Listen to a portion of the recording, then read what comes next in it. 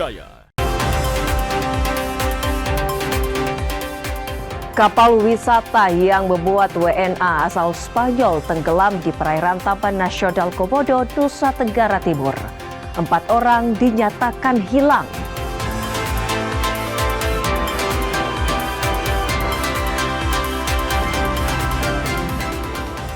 Tidak terima ditegur karena memotong antrian, oknum dosen ludahi kasir swalayan.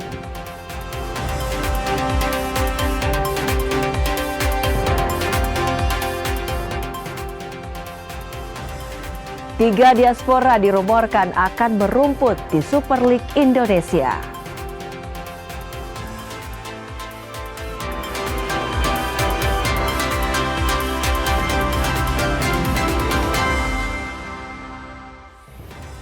Selamat pagi, saudara. Anda menyaksikan Kompas Pagi di Kompas TV Independen Terpercaya. Beragam informasi penting dan menarik lainnya akan kami hadirkan untuk menemani pagi Anda hari ini. Bersama saya Wafik Asisa, kita jelang Kompas Pagi selengkapnya. Saudara, kapal wisata yang membawa 11 penumpang tenggelam di perairan Taman Nasional Komodo, Nusa Tenggara Timur. 7 orang selamat, sementara 4 WNA asal Spanyol hilang dan masih dalam pencarian tim SAR gabungan. Kapal wisata KM Putri Sakina tenggelam di perairan antara Pulau Komodo dan Pulau Padar, Kabupaten Manggarai Barat, Nusa Tenggara Timur pada 26 Desember. Sebelum tenggelam, kapal yang memuat 11 penumpang ini mengalami mati mesin. Tim SAR gabungan berhasil menyelamatkan 7 penumpang, yakni 2 WNA asal Spanyol dan 4 kru kapal serta 1 pemandu wisata. Sementara 4 penumpang asal Spanyol dinyatakan hilang. Penumpang yang selamat telah dievakuasi ke kota Labuan Bajo. Dari total korban yang diketemukan, 3 orang termasuk wisatawan serta pemandu berhasil ditemukan oleh kapal yang melintas dari Labuan Bajo menuju ke Padar dan dievakuasi menuju ke Padar. Dan lanjuti tersebut, tim setelah melaksanakan penyisiran dan pencarian, kantor pencabutan Mumiri memerintahkan anggota untuk menuju ke Padar. Dan di Padar diketemukan secara total keseluruhan sebanyak 7 orang korban yang diketemukan. Dan sampai saat ini pencarian masih dilaksanakan dengan 4 orang yang belum diketemukan, warga negara asing, warga negara Spanyol. Pencarian terus dilaksanakan sampai dengan hari ini. Tim SAR masih melakukan pencarian 4 WNA asal Spanyol yang merupakan satu keluarga yang terdiri dari ayah, ibu, dan 2 orang anaknya. Citos Natun, Kompas TV Kupang, Nusa Tenggara Timur.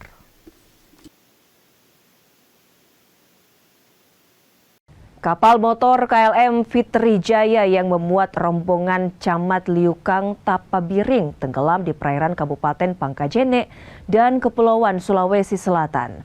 Kapal nahas ini tenggelam setelah diterjang cuaca buruk saat berlayar membawa bantuan untuk masyarakat di kepulauan. 3 orang meninggal dalam peristiwa ini. Usai dievakuasi, 3 jenazah korban kapal tenggelam diberangkatkan dari Pulau Saropo ke dermaga Macini Baji, Kabupaten Pangkep. Setiba di dermaga, suasana duka mengiringi kedatangan korban kapal tenggelam sebelum dibawa ke rumah duka. Ketiga jenazah masing-masing Camat Liukang Tupabiring, Muhammad Fitri Mubarak, Bidan Desa Dharma, dan Imran dari layanan kesehatan Cuma-Cuma Dompet 2 Fasulsel. Kapal KLM Fitri Jaya tenggelam sekitar pukul 10.50 waktu Indonesia Tengah di perairan antara Pulau Podang-Podang dan Pulau Sarapo Lompo, Kecamatan Liukang, Tupabiring, Kabupaten Pangkep. Nahkoda kapal tidak mampu menguasai karena beberapa barang juga dimuat seperti semen dan peralatan bantuan yang akan diberikan sehingga kapal itu terbalik. Dan saat ini kita sementara menjemput daripada jenazah para korban untuk dibawa ke rumah duka. Seperti kita lihat cuaca sekarang kan cuaca sangat ekstrim. Kapal naas ini memuat 12 orang penumpang termasuk nahkoda dan seorang ABK. 3 orang meninggal dalam peristiwa ini sementara penumpang lainnya berhasil selamat. Rombongan diketahui hendak menyalurkan bantuan sosial kepada masyarakat Pulau Saropo Lompo setelah penyaluran bantuan dilakukan di Pulau Saropo. Aziz Hamid, Kompas TV Pangkep, Sulawesi Selatan. Kakek berusia 84 tahun yang sebelumnya dilaporkan hilang saat mandi air laut untuk terapi ditemukan meninggal dunia. Mobil kasih.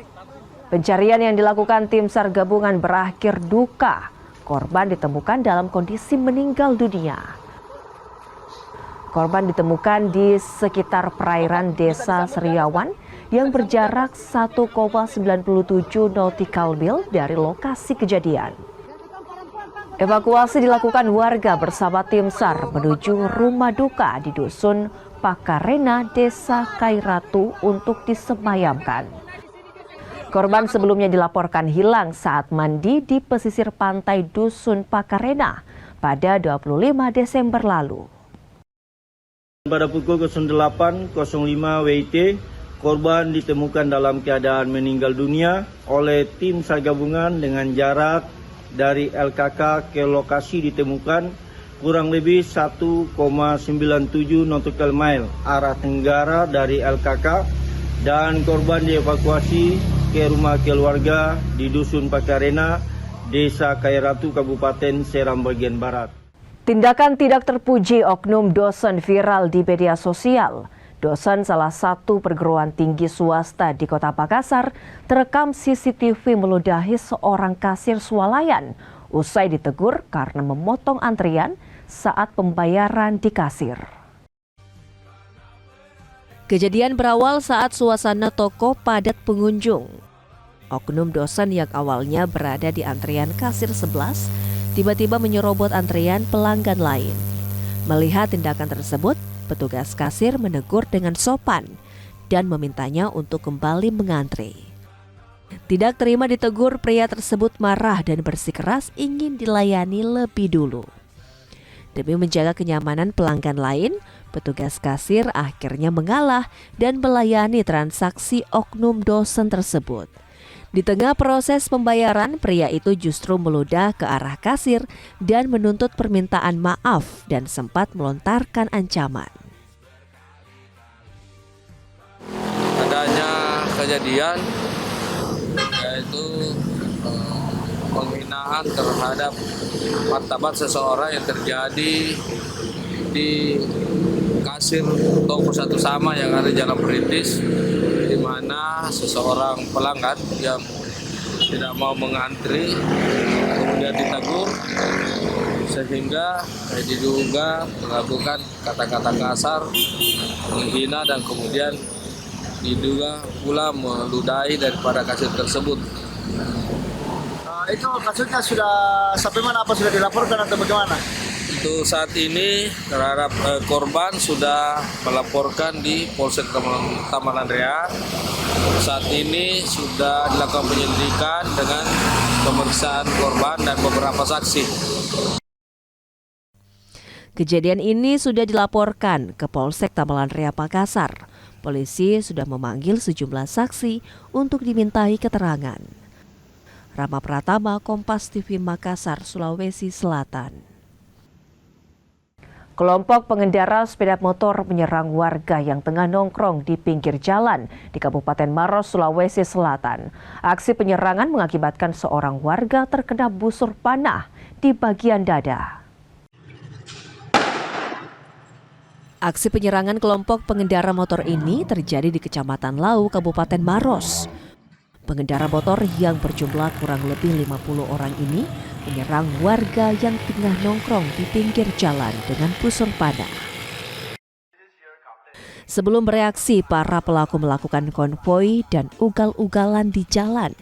Akibat aksi tersebut, seorang warga terkena busur panah di bagian dada. Korban dilarikan ke rumah sakit terdekat untuk mendapatkan perawatan medis. Sekitar jam 2 lah. Mereka Iya, banyak ya pada saat itu? sekitar 50 orang. Iya. Pak, dari kejadian itu ada korban di sekitar sini? Di sini tidak ada korban, cuma di daerah Kasuarang ada korban 1 orang. Itu terkena apa, Pak? Busur. Busur ya, Pak? Iya. Itu kalau dilihat itu menyerang warga itu motifnya apa sih sebenarnya, Pak? Ada masalah? Kalau motifnya saya enggak tahu, masalahnya kan mungkin anak-anak mau dibilang lah ceritanya tuh atau bagaimana. Aparat kepolisian Resors Maros membenarkan terjadinya aksi penyerangan terhadap warga di wilayah Kecamatan Lau. Polisi masih melakukan penyelidikan dan mengejar para pelaku. Kami itu yang diserang itu adalah warga yang sementara berkumpul di sekitaran wilayah Kecamatan Lau tersebut. Itu kejadiannya kapan? Untuk kejadiannya pastinya itu di sekitar Senin dini hari pukul 4.30. Untuk sementara teridentifikasi korban itu ada 1 orang, sementara dirawat di rumah sakit Lapalaloi. Apa dia? Terkena apa? Dia terkena anak panah busur pada bagian dada sebanyak 1 kali. Terus langkah dari polisi sendiri apa? Untuk sementara tim kami di lapangan sementara bekerja mencari mengumpulkan barang bukti di sekitar kejadian dan melakukan pengembangan terhadap pelaku. Tidak hanya 1 lokasi, aksi penyerangan ini dilakukan di 3 lokasi berbeda di Kecamatan Lau, Kabupaten Maros. Warga pun dibuat resah dan khawatir keluar rumah di malam hari. Motif penyerangan belum diketahui pasti. Di sisi lain, warga mengaku tidak memiliki masalah dengan pihak manapun. Aziz Hamid, Kompas TV Maros, Sulawesi Selatan. Sesaat lagi saudara, TNI Angkatan Laut melepas bantuan kemanusiaan peduli bencana untuk Sumatera. Tetaplah bersama kami akan kembali usai jeda.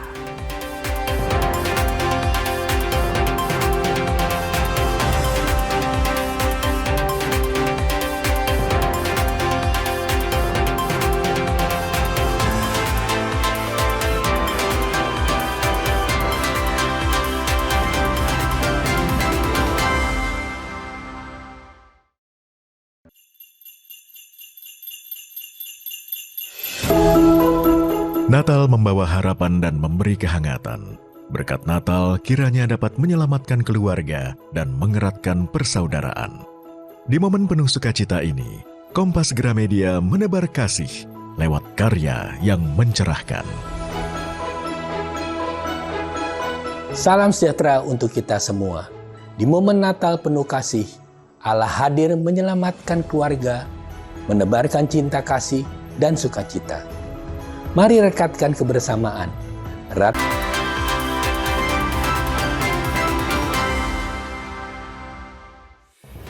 Anda kembali menyaksikan Kompas Pagi di Kompas TV Independen Terpercaya. TNI Angkatan Laut melepas bantuan kemanusiaan peduli bencana untuk Sumatera. Bantuan disalurkan sebagai wujud kepedulian untuk korban bencana alam. TNI Angkatan Laut mengirimkan bantuan untuk korban bencana banjir dan longsor. Bantuan dilepas Komandan Komando Daerah TNI Angkatan Laut 6, Laksamana Muda TNI Andi Abdul Aziz di dermaga Layang Mako Kodairal 6. Bantuan yang dikirim berupa kebutuhan pokok, bahan makanan, air minum, perlengkapan kesehatan, selimut, perlengkapan wanita dan anak, obat-obatan, serta logistik pendukung lainnya. Dalam hal ini, saya terima bantuan sosial yang telah digalang oleh Forum Komunikasi Media Parepare, dan saya pribadi atas nama Angkatan Laut sampaikan ucapan terima kasih yang sebesar-besarnya dan sedalam-dalamnya, bahwasanya bantuan ini sangat berarti sekali untuk saudara-saudara kita yang sedang menimpa bencana alam di Sumatera Utara dan Sumatera Barat. Semoga bantuan sosial ini akan memiliki manfaat yang sangat besar dan bisa meringankan beban-beban. Misi kemanusiaan dilakukan Kodaeral 6 bekerjasama dengan Ladut Sultan Hasanuddin untuk mempercepat pengiriman bantuan dan dimanfaatkan oleh masyarakat di daerah tujuan. Nila Rustam, Kompas TV Makassar, Sulawesi Selatan. Sementara itu, Saudara, Polda Sulawesi Selatan mengirim 100 personil Satbrimo Polda Sulawesi Selatan ke Aceh guna membantu penanganan pasca bencana. Apel pemberangkatan personil Satbrimo Polda Sulawesi Selatan dipimpin Kapolda Sulawesi Selatan Irjen Juhandani Raharjo di Mako Satbrimo Polda Sulsel di Makassar. Kapolda Sulsel bilang 100 personil Brimo Polda Sulsel BKO ke Aceh untuk membantu masyarakat pasca bencana. Personil Brimob yang ditugaskan diharapkan dapat melaksanakan tugas secara profesional dan memperhatikan faktor keamanan serta memperkuat sinergi dan koordinasi dengan unsur terkait.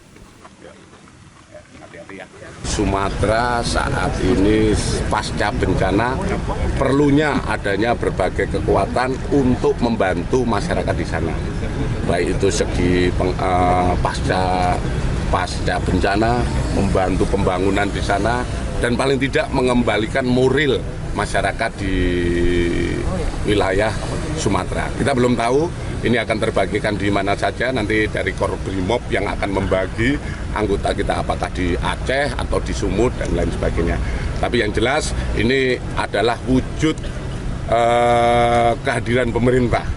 Dalam hal ini Polri selalu siap mendukung apa saja yang menjadi kebijakan pemerintah. Dan disinilah kehadiran negara untuk masyarakat. Personil Satbrimo Polda Sulawesi Selatan ini akan bergabung dengan personil Satbrimo Polda dari berbagai daerah di tanah air untuk melaksanakan tugas kemanusiaan. Mereka akan bertugas selama 1 bulan. Jika situasi masih membutuhkan, penugasan akan ditambahkan hingga 3 bulan. Arif Tirtana, Kompas TV Makassar, Sulawesi Selatan. Personil Satgas Pemtas Kewilayahan Yonif 511DY merayakan Natal bersama masyarakat dengan cara unik dan penuh kehangatan. Personil Satgas juga menggelar aksi sosial kemanusiaan dan melaksanakan program pipanisasi untuk kebutuhan air bersih di wilayah penugasan. Disambut antusias masyarakat, khususnya anak-anak, personil Satgas Pamtas Kewilayahan Yonif 511DY merayakan Natal bersama masyarakat di Kabupaten Lanijaya, Papua. Menciptakan suasana Natal, personil Satgas mengenakan atribut Sinterklas dan mengendarai kendaraan yang menyerupai kereta rusa. Tidak hanya menjadi momen kebersamaan, perayaan Natal juga diisi dengan aksi sosial peduli kesehatan dan gizi masyarakat di wilayah penugasan. Dengan melaksanakan program makan bergizi gratis di Pos Timah, Satgas Yonif 511DY juga memberikan kado Natal kepada masyarakat Kampung Malagai berupa penyediaan air bersih melalui program unggulan pipanisasi untuk membantu warga dalam memenuhi kebutuhan dasar sehari-hari. Pada momen Natal yang berbahagia ini di Kabupaten Lanijaya, kami Satgas Pamtas Yonif 511 di Biatara Yuda telah menyalurkan 867 paket sembako yang merupakan dukungan dari pemerintah pusat disalurkan melalui Mabes TNI Angkatan Darat. Dukungan ini membawa kebahagiaan bagi masyarakat. Kami juga telah memberikan kado spesial kepada masyarakat di Kabupaten Lanijaya, khususnya di distrik Malagai, berupa air bersih yang merupakan program pipanisasi yang telah kami laksanakan mulai bulan November. Sebanyak 4,5 ton sembako, buku tulis, dan tumbler merah putih juga disalurkan kepada masyarakat di Kabupaten Lanijaya, Tolikara, dan Memberamo Raya. Tokoh masyarakat Kampung Malagai juga mengapresiasi kepedulian Satgas Yonif 511DY di wilayah Papua. Tim Liputan Kompas TV Merauke. Wali Kota Makassar, Munafri Arifudin mengajak seluruh masyarakat untuk terus menjaga dan memperkuat toleransi antar umat beragama. Ini disampaikan saat menghadiri silaturahmi Natal dengan Keuskupan Agung Makassar. Ajakan tersebut disampaikan Munafri saat menghadiri kegiatan open house dan silaturahmi Tahun Baru Bersama Umat Kristiani di Aula Gereja. Munafri mengapresiasi perayaan Natal 2025 di Kota Makassar berlangsung aman dan tertib. Tidak hanya perayaan keagamaan, momentum Natal dan Tahun Baru juga menjadi ruang silaturahmi untuk memperkuat nilai-nilai persaudaraan, kebersamaan, dan keberagaman. Satu informasi yang ingin kami sampaikan kepada Bapak Ibu sekalian, tahun ini Makassar melalui FKUB mendapatkan Harmony Award. Harmony Award ini adalah lambang tertinggi untuk toleransi dalam sebuah daerah yang dibangun secara bersama-sama, dan inilah yang terus akan kami pertahankan. Tentu penghargaan ini bukan datang begitu saja, tapi kami melakukan semua kegiatan yang melibatkan seluruh umat beragama untuk bersama-sama berpikir bagaimana Makassar ini bisa maju, bagaimana Makassar ini bisa aman, tentram dan damai. Sambut Natal dan Tahun Baru, PLN menyiapkan sejumlah strategi dalam menjaga keandalan jaringan telekomunikasi dan konektivitas digital. Ini dilakukan untuk memastikan layanan sinyal komunikasi tetap stabil. Langkah antisipasi mulai dari pengecekan infrastruktur jaringan, penguatan sistem backbone, dan menyiagakan tim teknis selama 24 jam dilakukan PLN Icon Plus. Ini dilakukan untuk mendukung kelancaran aktivitas masyarakat, termasuk kegiatan keagamaan dan perayaan akhir tahun. Meningkatkan koordinasi juga dilakukan dengan operator dan instansi terkait guna menjamin kelancaran layanan data dan komunikasi di titik-titik strategis seperti rumah ibadah, pusat keramaian, serta lokasi perayaan Tahun Baru. Jadi kami sudah menyiapkan mulai dari petugas, kemudian peralatan dan material yang cukup sehingga layanan yang dibutuhkan oleh pelanggan itu tetap tersedia, dan petugas kami juga siap melayani 24 jam. Kemudian secepatnya petugas juga mengantisipasi setiap permohonan yang ada untuk segera langsung aktif. Adapun kalau nanti terjadi gangguan, petugas kami pun cukup sigap. Jadi kami sudah melakukan antisipasi, bahkan sudah melakukan checkpoint rutin untuk melihat kesiapan mulai dari personil sampai dengan peralatan. Sesaat lagi, saudara, 3 diaspora diroborkan akan merumput di Super League Indonesia. Kompas Pagi akan kembali usai jeda berikut ini.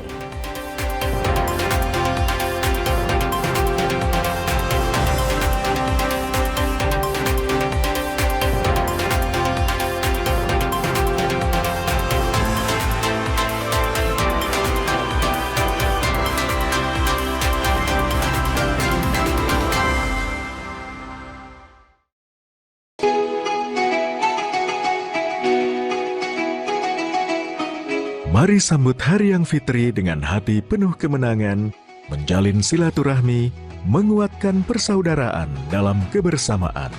Kompas Gramedia berkomitmen menyajikan karya terbaik sebagai inspirasi untuk semua. Assalamualaikum warahmatullahi wabarakatuh. Seusai menunaikan ibadah puasa selama bulan suci Ramadan, tiba saatnya bersukacita menyambut hari kemenangan. Mari berbagi kebahagiaan, merayakan kebersamaan, saling bermaafan, eratkan persaudaraan. Selamat Hari Raya Idul Fitri 1446 Hijriah. Minal aizin.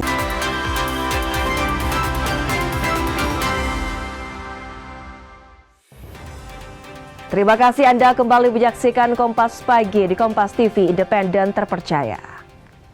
Saudara, jelang dibukanya transfer tengah musim, sejumlah tim bersiap menambah kekuatan. Tak terkecuali Super League Indonesia. Rumornya ada sejumlah pemain diaspora yang akan merapat ke klub kompetisi tanah air. Siapa saja mereka? Persib Bandung terus memperkuat skuadnya demi bersaing di level Asia. Sebelumnya, gelandang skuad Garuda Joy Pelupesi santer dirumorkan akan hijrah ke tanah Pasundan. Jelang dibukanya bursa transfer tengah musim, rumor ini semakin menguat. Kendati masih terikat kontrak dengan klub Liga 2 Belgia, Lommel SK, Maung Bandung dikabarkan rela menggelontorkan dana untuk menebus jasa talenta berdarah Maluku yang masih memiliki kontrak hingga Juni 2026. Kabar terbaru, talenta 32 tahun telah mencapai kesepakatan pribadi dengan Persib dan siap mendarat ke Gelora Bandung Lautan Api. Tak hanya Joy Pelupesi, Persib Bandung juga dirumorkan telah mencapai kesepakatan pribadi dengan kiper skuad Garuda, Martin Paes. Serupa Joy Pelupesi, kontrak talenta 27 tahun bersama FC Dallas di Major League Soccer juga masih berlaku hingga Desember 2026. Tak hanya mengejar tripit gelar, Armada Boyan Hodak juga tengah mengincar tiket lolos semifinal AFC Champions League 2 musim 2025-2026.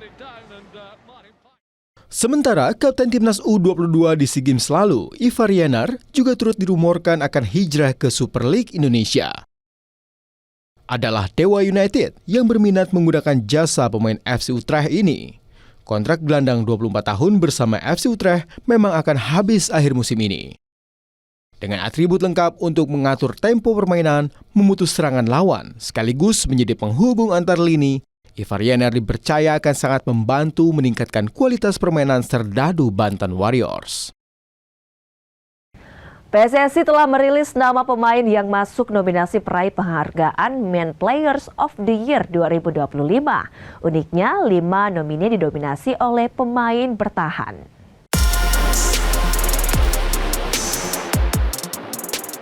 PSSI sudah resmi merilis 5 nama yang masuk nominasi kategori pemain terbaik dalam ajang PSSI Awards 2026. Pengumuman ini dirilis pada Kamis sebagai bagian dari rangkaian evaluasi prestasi sepak bola nasional sepanjang tahun. Namun uniknya, para pemain bertahan mendominasi dalam daftar 5 nomine. Tak ada satupun pemain gelandang, striker bahkan kiper yang masuk dalam daftar calon penerima penghargaan. Kapten skuad Garuda Jay Itzes masuk dalam daftar. Bang Jay memang tampil solid bersama timnas Indonesia.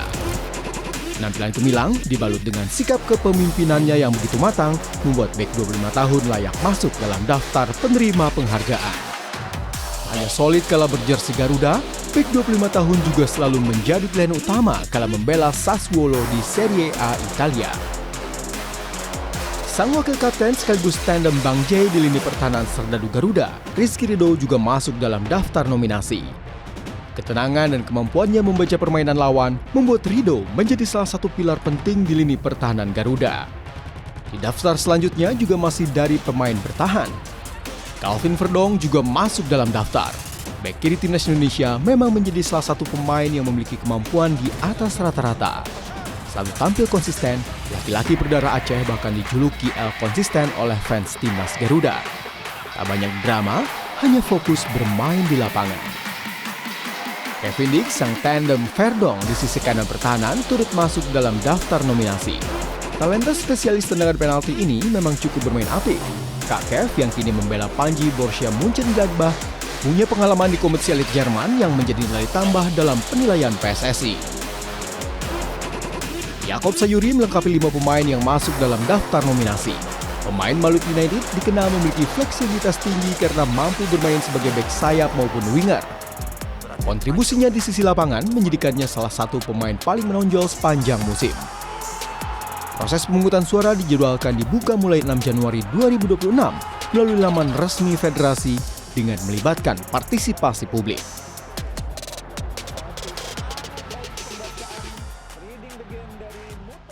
Boxing Day menjadi hari paling spesial bagi para supporter Liga Premier Inggris. Hari libur nasional ini menjadi periode paling sibuk bagi tim Liga Inggris, di mana sejumlah liga di Eropa libur Natal dan Tahun Baru.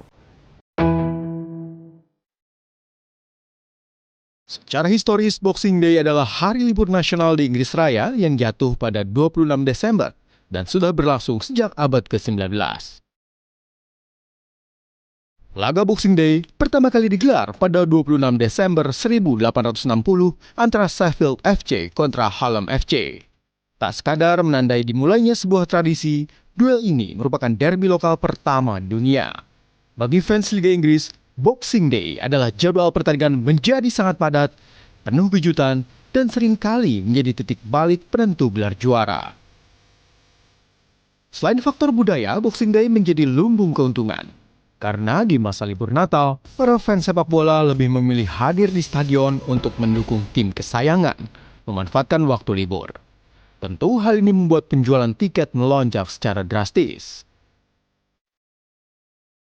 Namun, khusus di akhir tahun 2025, Liga Primer hanya akan menggelar satu pertandingan saja, yakni duel antara Manchester United kontra Newcastle United. Sementara pertarungan lainnya akan berlangsung 27 Desember. Keputusan ini diambil lantaran padatnya kalender sepak bola modern. Musim ini, klub Inggris harus membagi fokus ke liga domestik, piala lokal dan kompetisi Eropa yang formatnya semakin panjang. Premier League memilih menggeser sebagian duel besar ke tanggal 27 dan 28 Desember demi memberi waktu pemulihan bagi pemain. Bursa transfer musim dingin belum dibuka, namun kesepakatan telah terjadi. Real Madrid resmi meminjamkan talenta mudanya, Endrick, ke Olympique Lyon hingga akhir musim. Desember 2022, Real Madrid sepakat datangkan rising star Brazil, Endrick. Meski El Real secara resmi mendaratkannya dari Palmeiras pada Juli 2024. Pemuda yang kala itu baru berumur 18 tahun begitu antusias bisa gabung dengan sang raja Eropa. Ia memang berlian yang belum terasah.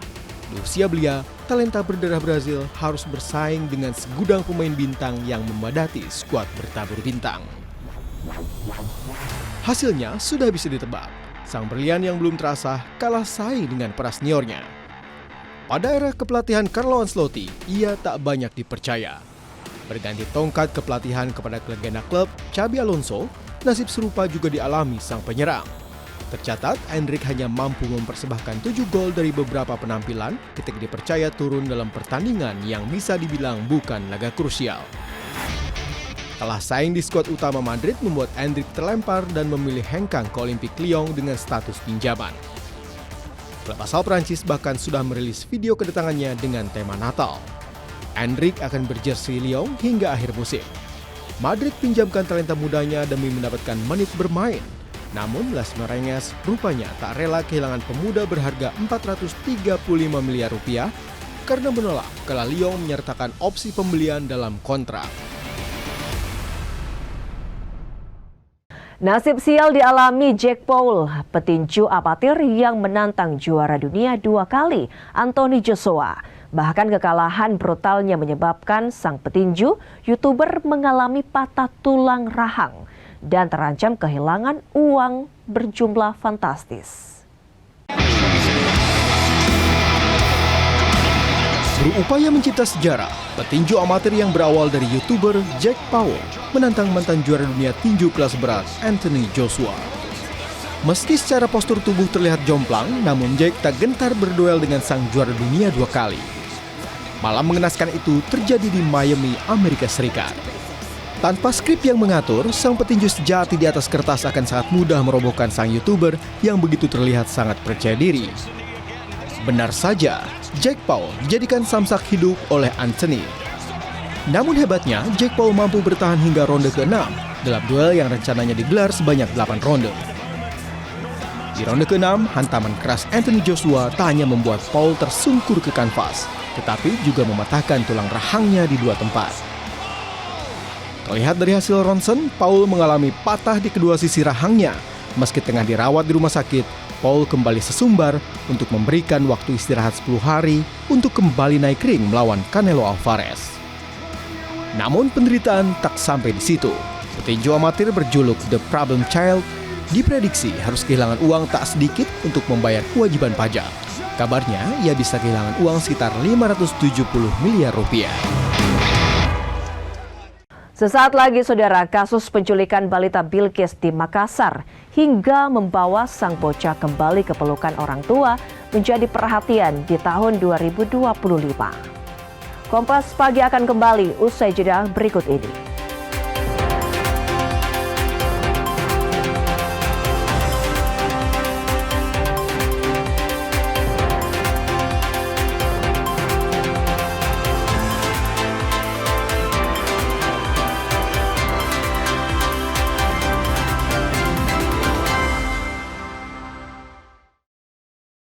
Independen, terpercaya. Saat ini, siapapun bisa jadi media, pemengaruh, bahkan pendengung. Tapi kebenarannya, dapatkah dipertanggungjawabkan? Percayalah hanya pada sumber independen yang menjunjung tinggi prinsip jurnalisme dalam setiap tayangan terbaiknya. Gelar bicara tajam mengupas fakta, memantik solusi.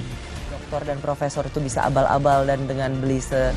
Kenapa lebih memilih jalan ini, jalan yang kemudian jadi tidak aman? Why now? Berita bernilai sebagai referensi. Ada apa di balik pembangunan pagar laut? Serta investigasi yang mengungkap kebenaran. Ikuti saya, saudara. Rosi. Satu meja, The Forum. Sapa Indonesia malam akhir pekan. Dipo Investigasi. Kompas TV. Independen, terpercaya.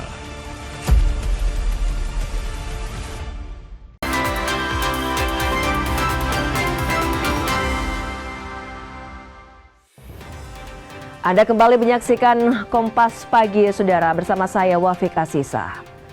Kasus penculikan balita Bilqis di Makassar jadi salah satu kasus yang menarik perhatian di sepanjang tahun 2025 ini. Pengungkapan jaringan kasus ini menarik perhatian publik. Jalan panjang pun harus ditempuh untuk membawa Bilqis kembali ke pelukan orang tuanya setelah sempat diculik dan ditemukan di Pulau Sumatera.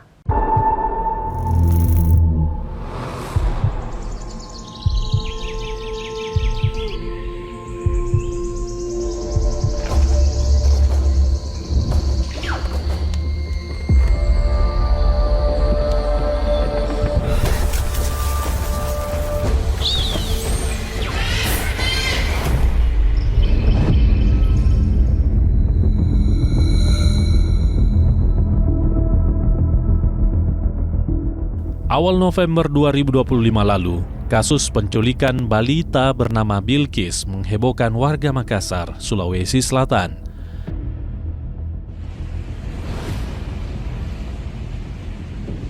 Gadis 4 tahun itu hilang dan diculik saat bermain di Taman Pakui, Makassar.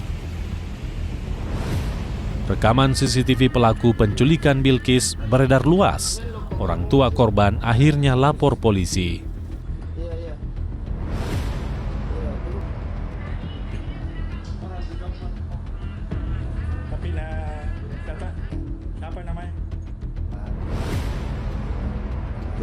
Ini memang Pak sering dibawa ke sana? Iya, sering. Bukan pertama kali? Enggak, iya sering. Ini anaknya usia berapa? 4 tahun 5 bulan Pak. Nama lengkapnya? Bilqis Ramdhani. Bilqis Tapi Ramdhani. Iya. dia sudah bisa kenali keluarganya. Iya bisa, Sudah bisa komunikasi. Bisa dia bicara. Pada saat itu dia pakai perhiasan tuh? Enggak Pak. Tidak. Biaran tentunya tidak ada Berarti juga. HP yang dia pegang Disimpan di tas saya, lapangan tenis. Oh, berarti hanya Anata yang hilang ini? Iya, betul. Ini sudah berapa hari hilangnya, Pak? Seminggu, Senin, Selasa, Rabu. Sudah 4 hari, Pak. Sudah 4 hari? Iya, sudah, Pak. Kapan sehari sebelumnya melapor, Pak ya? Saya sebelum 1 kali 24 melapor di Polsek, cuman surat keterangan hilang jin. Apa sini? Panakukan, Pak. Oh, Panakukan. Iya, Pak. Sebelumnya memang tidak ada masalah. Tidak ada, Pak. Tidak ada. Pak, saat main tenis sebelum hilang anak tapi Iya. maaf. Iya. Apakah ada enggak mendengar informasi ada orang mendekat ke anak atau? Tidak ada, Pak. Langsung hilang saja. Kayak biasa-biasa saja. Iya. Karena teman-teman tenis saya lihat juga anak saya lagi main apa, cuman dia bilang berteriak saya 1 kali sudah hilang. Jarak berapa meter Pak antara Bapak dengan anak Bapak waktu latihan tenis itu? Ini kan lapangan begini lurus, Terus ini, 2-3 mm. ya angka enggak lah 4 meter 5 meter lah dari pandangan saya lah, ya betul. Pak, ini kan ada rekaman yang beredar di TV. Iya. Apakah benar? Benar. Itu benar Pak ya? Benar ya. Apakah, kan ada 3 anak. Ya. Anak. Apakah 2 itu dikenal juga? Enggak kenal saya Pak. Berarti satu dari 3 anak itu ada yang berarti satu. anaknya Bapak yang di depan yang Ya, yang ditarik. Pak, yang pakai baju pink ya? Pink, kayak bukan maksudnya biru-biru campur ungu lah saya. Ya, betul. Dikenal itu Pak yang bawa? Ya, enggak. Oh, enggak kenal. Enggak. Sudah ditindaklanjuti, laporannya diterima, kemudian dilakukan penyelidikan. Sejauh ini penyelidikan yang dilakukan Bang? Sampai saat ini masih didalami, unit dari Reskrim masih di lapangan untuk melakukan pencarian. Kita berdoa saja mudah-mudahan secepatnya mungkin jelas apakah betul-betul diculik atau ada motif lain. Tidak tensi Pak. Ini anak hilang saat apa Bang? Maksudnya infonya kan orang tuanya saat orang tuanya berolahraga, main tenis di lapangan, kemudian bersama anaknya, sementara main tenis anaknya tiba-tiba hilang di sekitar situ.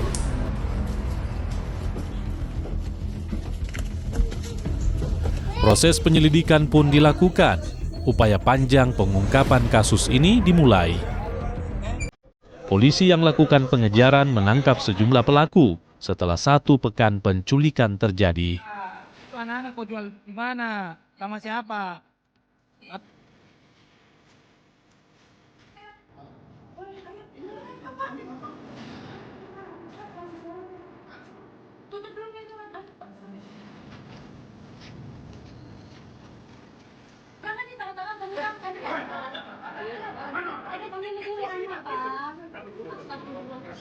Iya Bang, 30 juta tunai. Tunai. Iya tunai. Asli. Asli lillahi ta'ala Bang, asli.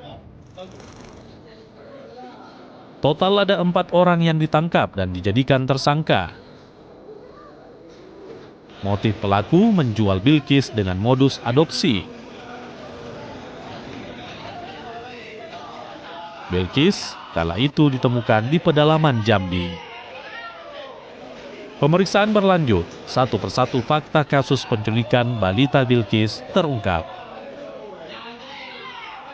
4 tersangka yang sebelumnya ditahan mulai buka suara perihal jaringan dan modus penculikan dan perdagangan anak. Kasus ini ternyata meluas dan korbannya banyak. Para pelaku menculik dan menjual anak dengan modus adopsi.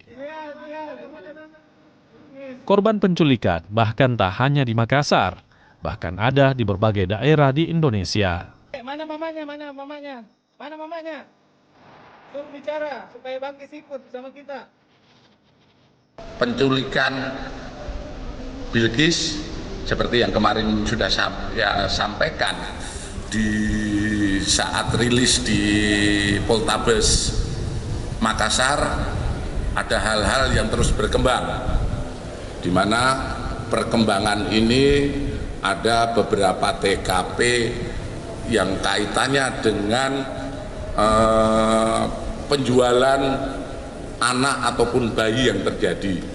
Saat ini tersangka sudah berbicara terkait TKP lain, yaitu ada TKP di Polda Bali, kemudian TKP Polda Jawa Tengah, TKP Polda Jambi, dan TKP Polda Kepri. Ini terus pendalaman, kami sudah berkoordinasi dengan Baris Krim Polri, karena terus terang kami di Polda Sulawesi Selatan ini ada keterbatasan yurisdiksi. Untuk membongkar kasus ini, Polda Sulsel akhirnya menggandeng Bareskrim Mabes Polri. Tim khusus dibentuk dan jejak digital juga diselidiki untuk mencari para pelaku dan juga korban penculikan lainnya. Tim Liputan Kompas TV Makassar, Sulawesi Selatan.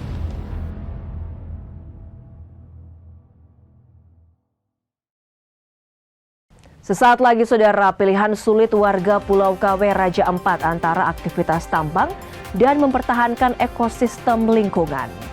Kompas Pagi akan kembali, tetaplah bersama kami.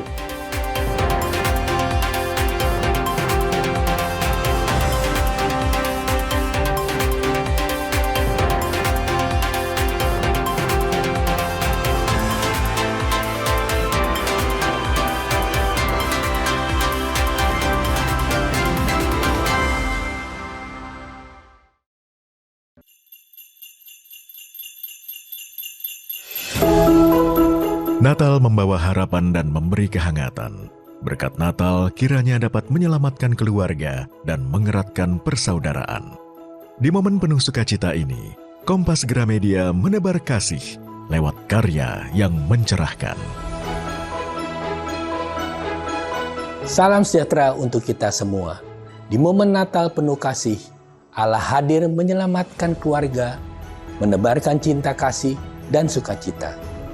Mari rekatkan kebersamaan, eratkan persaudaraan, hadirkan damai penuh kehangatan. Kita songsong tahun baru dengan penuh semangat dan harapan. Semoga setiap langkah membawa berkat dan anugerah bagi kita semua. Selamat Natal 2025 dan Tahun Baru 2026.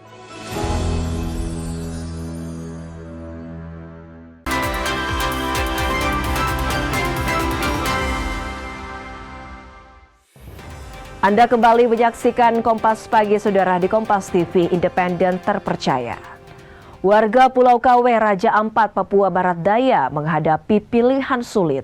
Kehadiran tambang di daerah mereka membuat warga di persimpangan jalan.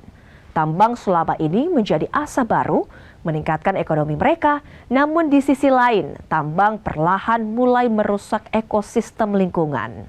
Tambang seolah jadi asa untuk masa depan, tapi perlahan tambang mengeruk alam yang bisa merusak seiring masa. Siapa yang tidak tahu tentang keindahan Raja Ampat? Bahkan dunia mengakuinya. Namun di balik itu semua ada masyarakat yang kehidupannya masih dalam garis kemiskinan. Masyarakat yang tinggal di Pulau Selpele, dekat lokasi pertambangan, mayoritas adalah petani dan nelayan. Rata-rata warga Selpele bergantung pada hasil tangkap ikan sehari-hari. Hasil tangkap tidak sepadan karena minimnya fasilitas yang diberikan pemerintah daerah setempat. Ikan, ikan saja. Ikan ya? Ikan bagus tidak didapat? Bagus, bisa dapat cakalang, tenggiri. Semenjak kehadiran perusahaan tambang, rakyat menjadi sejahtera. Kehidupan layak hingga pendidikan anak-anak mereka terpenuhi. Warga dapat pemasukan yang layak bila dibandingkan melaut.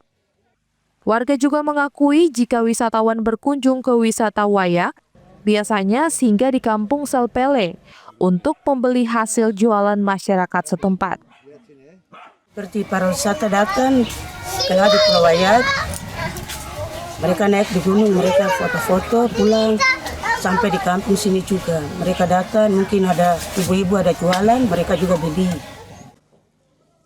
Keputusan pusat menghentikan sejumlah izin pertambangan di Raja Ampat memicu reaksi warga.